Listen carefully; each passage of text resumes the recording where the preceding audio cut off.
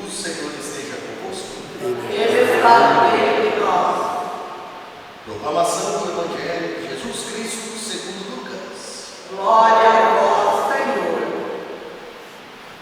Naquele tempo, um mestre da lei se levantou e, querendo pôr Jesus em dificuldade, perguntou: Mestre, que devo fazer para receber em herança a vida eterna?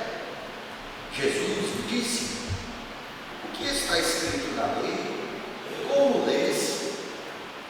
Ele então respondeu: Amarás o Senhor teu Deus de todo o teu coração e com toda a tua alma, com toda a tua força, com toda a tua inteligência, e ao teu próximo como a ti mesmo. Jesus lhe disse: Tu respondeste corretamente, faze isso e viverás. Ele, porém, querendo justificar-se, disse a Jesus: E quem é o meu próximo? Jesus respondeu: Certo homem descia de Jerusalém para Jericó e caiu nas mãos dos assaltantes. Eles arrancaram-lhe tudo, espancaram-no e foram-se embora, deixando-o quase morto. Por acaso, um sacerdote estava descendo por aquele caminho. Quando viu o homem, seguiu adiante pelo outro lado. O mesmo aconteceu com o levita. Chegou ao lugar, viu o homem e seguiu adiante pelo outro lado. Mas um samaritano que estava viajando chegou perto dele, viu e sentiu compaixão. Aproximou-se dele e fez curativos, derramando óleo e vinho nas feridas. Depois colocou o homem em seu próprio animal e levou a uma pensão onde cuidou dele. No dia seguinte pegou 2 moedas de prata e entregou-as ao dono da pensão, encomendando: Toma conta dele. Quando eu voltar, vou pagar o que tiveres gasto a mais. E Jesus perguntou: Na tua opinião, qual dos 3 foi o próximo do homem que caiu nas mãos dos assaltantes? Ele respondeu: Aquele que usou de misericórdia para com ele. Então Jesus lhe disse: Vai e faze a mesma coisa. Palavra da salvação. Glória a vós, Senhor. Pela palavra do Santo Evangelho, pela intercessão de Nossa Senhora Aparecida e São José, sejamos todos presentes e abençoados em nome do Pai, e do Filho e do Espírito Santo. Amém. Queridos irmãos e irmãs, temos a palavra de Deus para o nosso domingo. É muito importante saber todos que são padrinhos, madrinhas, das crianças que receberam a Eucaristia, das crianças que recentemente receberam o Crisma, insistissem com os pais, tragam as crianças na igreja. A gente precisa romper este ciclo que abate muitas pessoas, de muitas vezes receberem os sacramentos, se afastam da comunidade, depois se entregam a tantas coisas terríveis, e quando já estão emocionalmente destruídas, querem assumir o casamento. As pessoas que pretendem entrar no casamento cristão sem a fé, é realmente algo impensável, porque o casamento, ele, assim como qualquer vida cristã, seja sacerdoça, religiosa, o que quer que seja, ele supõe um longo convívio e uma proximidade à fé, através da Eucaristia, através da comunidade, através do serviço. Sem essas coisas não existe, ou vai existir um casamento quebrado, um casamento completamente deficitário, que infelizmente muitas famílias experimentam e acabam culpando a instituição do casamento pelos seus fracassos. Mas não, o casamento supõe um amor, uma dedicação um ao outro, o serviço, a educação das crianças, a fidelidade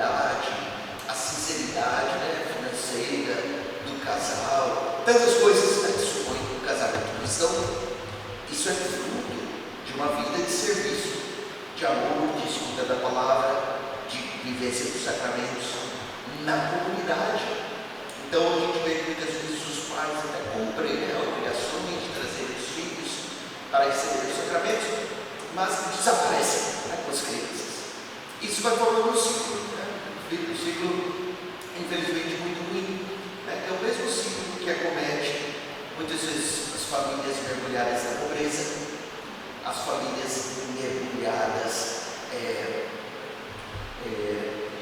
infelizmente, né, no ciclo de muitas vezes a criança crescer sem o acompanhamento dos pais ou apenas a presença de um ou outro dos pais.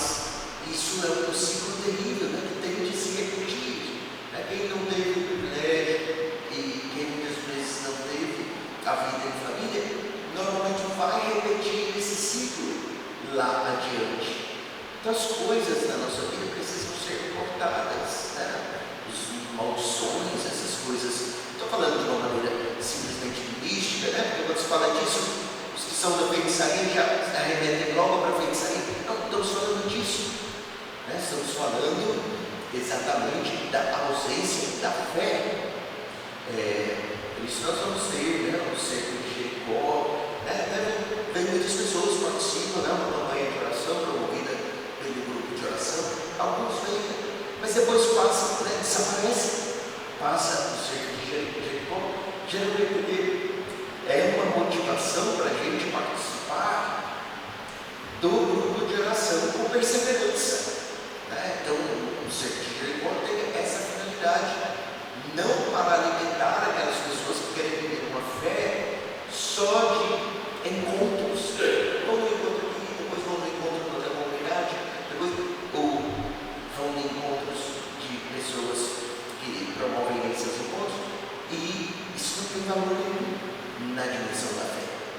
Então é o momento, né, que a gente vai reiniciar o ano letivo daqui a pouco aqui na América. Então, principalmente os que têm, né, a responsabilidade em relação padrinhos, madrinhas, né, os que são pais das crianças, assumir essa responsabilidade. Né? Penso que a gente não quer transmitir para as crianças as coisas ruins, é preciso que a gente transmita. As crianças, principalmente nossos filhos de imigrantes, já sofrem muito por serem filhos de imigrantes. Se a gente ainda vai repetir ciclos que já lá no Brasil nos atormentavam, né, você pode estar colocando nos ombros de sua criança um peso gravíssimo demais. Né? Isso temos também, né, o grupo das mães que oram pelos filhos nas quartas-feiras. Ter um filho é um combate. O diabo, como diz São Pedro, está rugindo e rondando como um leão, procurando a quem devorar. Então é preciso. Não, mas eu rezo na minha casa. Na sua casa você pode fazer o que você quiser. Nada substitui a oração. O Senhor disse: onde dois ou mais estão reunidos em meu nome, eu estou no meio deles. Isso não, claro, Jesus não está desprezando a nossa oração pessoal, a nossa meditação, nem nada disso.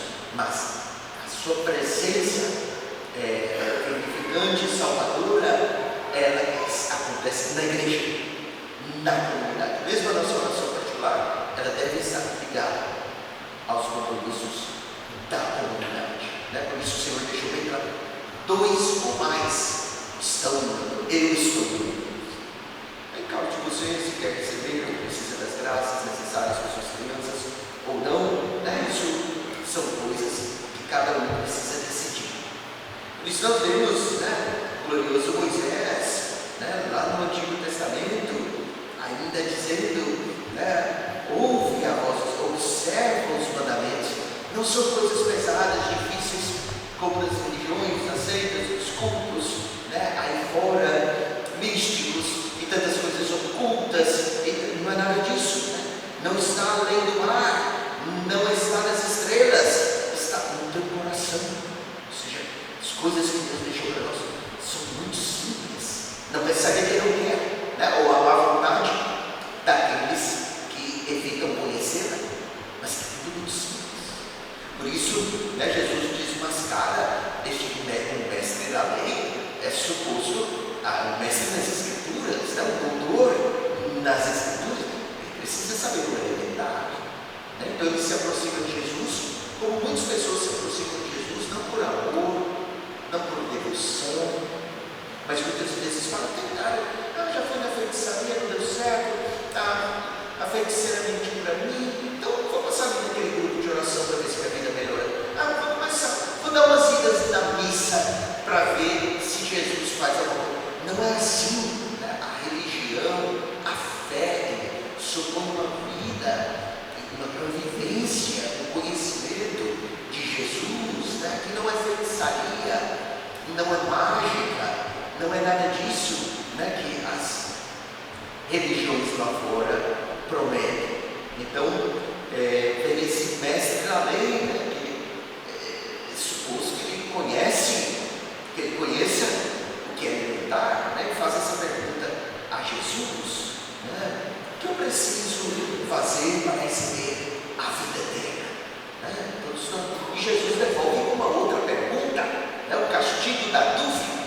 Quando chegar um mentiroso, um conselho para vocês, quando chegar uma pessoa mentirosa perto de você, quando você perceber que sua criança está mentindo, quando você perceber qualquer coisa, dê o castigo da dúvida para aquela pessoa. Comece a fazer perguntas para ela. Quando você perceber alguém mentindo, vá perguntando, né? Você vai ver até onde você vai chegar com essas dúvidas, né? Por isso, Jesus responde da mesma maneira, né? Ele devolve com o castigo da dúvida aquele que vem de maneira mesquinha, né? Se aproximando dele. Senhor, o que eu preciso fazer para ganhar a vida eterna? Como se você não soubesse. E Jesus responde com outra pergunta: o que diz a lei? O que você lê nas Escrituras? E ele repete os mandamentos de Moisés: amarás o Senhor teu Deus de todo o teu coração, e daí por diante. E Jesus simplesmente respondeste bem, é o que está dito pelo santo Moisés, e pronto, faz isso e vive, né? Ou seja, pergunta estúpida. Jesus desmascara essa pessoa com o castigo da dúvida. Quando uma pessoa vier com fofocas, com conversas piadas, né? Com dizeres, né? Onde foi que você ouviu isso? Quem mesmo ele falou? Que horas foi?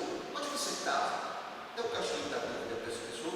Você vai aprender com Jesus a desfazer muita gente que quer arruinar a sua vida. Depois nós víamos, né, que Jesus, como sempre, honra, né, o glorioso Moisés, porque lá no livro do Deuteronômio, onde vimos essa primeira parte de Moisés dizendo que a lei não está distante, né, que está no nosso coração, o livro também do Deuteronômio é um momento muito difícil na história do povo de Deus, da antiguidade, de guerras, né? Ou seja, ele pode ser usado para você tirar as piores consequências, como pessoas que querem usar as Escrituras para humilhar, ofender, discriminar, afastar, para racismo, para guerra. Muita gente quer usar a Escritura para isso. Qual a interpretação que o Senhor, a quem deveríamos amar, né, dá das Escrituras? Né? Ele retira das Escrituras aquilo que é elementar, o que é, como os próprios juristas falam, o espírito da lei. Por que precisa da Suprema Corte julgar? Por que algumas leis precisam ser revisadas como constitucional ou não? Porque é preciso ver o espírito, qual a intenção do legislador ao criar aquela lei. Porque a lei pode, com o passar do tempo, as pessoas querem dar uma conotação totalmente diferente a ela. E Jesus sempre volta à intenção de Moisés, né? Do santo Moisés. Por isso, o homem insiste ainda, né? E quem é meu próximo? Aí, como Jesus já percebe, né? Já se cansa ali do fechamento dessa pessoa falsa, mesquinha,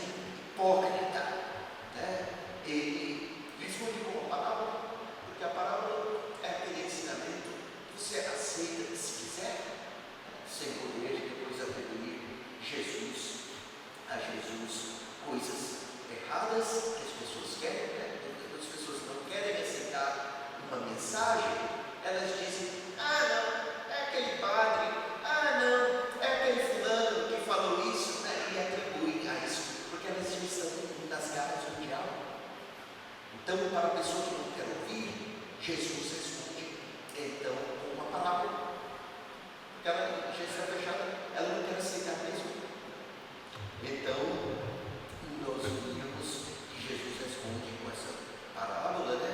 Onde passa um sacerdote perto de uma pessoa necessitada e passa adiante. Depois vem um levita, né? Pessoas que deveriam ser modelos do exercício da fé. Mas não somente, né? Vem um samaritano, né? Que era um inimigo do povo de Deus, né? Lembramos do encontro de Jesus com a samaritana, que fica surpresa de Jesus sendo judeu falar com ela. Então vem um samaritano e cuida daquele homem, né? Que está em necessidade. E Jesus diz, no final, Jesus pergunta novamente a esse homem, né? Jesus deu realmente um remédio do castigo da dúvida para essa pessoa. E Jesus perguntou: na tua opinião,